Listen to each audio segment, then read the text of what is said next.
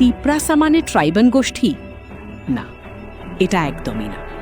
তিপ্রাসা মানে ত্রিপুরায় জন্মগ্রহণকারী তথা ত্রিপুরায় বসবাসকারী যারা রয়েছেন। তিপ্রামথা পার্টি বাঙালি ছাড়া নয়, এই পার্টি ত্রিপুরায় বসবাসকারী সকলেই করতে পারে। ৩৬ শান্তিরবাজার বিধানসভা কেন্দ্রের অন্তর্গত মনু ভিলেজের দাসপাড়ায় এক যোগদান সভায় এমনটাই বলেন দক্ষিণ জোনালের চেয়ারম্যান হরেন্দ্র রিয়া। শনিবার সিপিআইএম বিজেপি ছেড়ে তিপ্রামথায় যোগ ২৩ পরিবারের ৭৮ জন ভোটার। নবাগতদের হাতে দলীয় পতাকা তুলে দিয়ে দলে বরণ করে নেন দক্ষিণ জোনাল চেয়ারম্যান হরেন্দ্র রিয়া।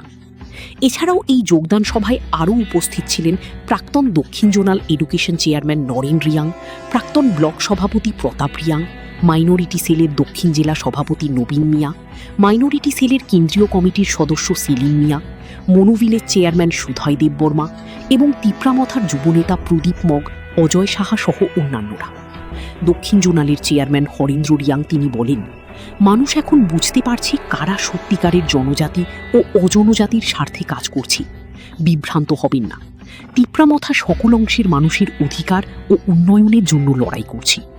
তিনি আরও বলেন, তিপ্রামথা শুধু জনজাতিদের দল নয়, রাজ্যের সকল অংশের বঞ্চিত মানুষের কণ্ঠস্বর এই দল।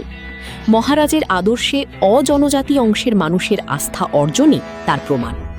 দাসপাড়ার এই যোগদান সভা প্রমাণ করল, জাতি, জনজাতি ও সংখ্যালঘু অংশের মানুষ নির্বিশেষে তিপ্রামথার গ্রহণযোগ্যতা বাড়ছে। আমরা বাঙালি পার্টি হচ্ছে এটা পার্টি না, আমরা বাঙালির বিরুদ্ধে না, আমরা বাঙালি পার্টির বিরুদ্ধে। তো ঠিক সেরকম তিপ্রাসা যাকে বলে, ত্রিপুরা রাজ্যে যারা জন্মগ্রহণ করেছেন, কি বাঙালি, কি মুসলিম, কি ট্রাইবেল, যে সমস্ত ত্রিপুরা রাজ্যে বসবাস করে, যে সমস্ত ত্রিপুরার জনগণ এখানে জন্মস্থান করেন, তাদেরকে নিয়ে আমরা তিপ্রাসা করি। সবশেষে বলতে হয়, তিপ্রামথার এই রকম যোগদানের হিড়িক যেন ২০২৮-এর বিধানসভা নির্বাচনে শাসকের জায়গা দখল করে না নেয়। Bureau report, the news ৯।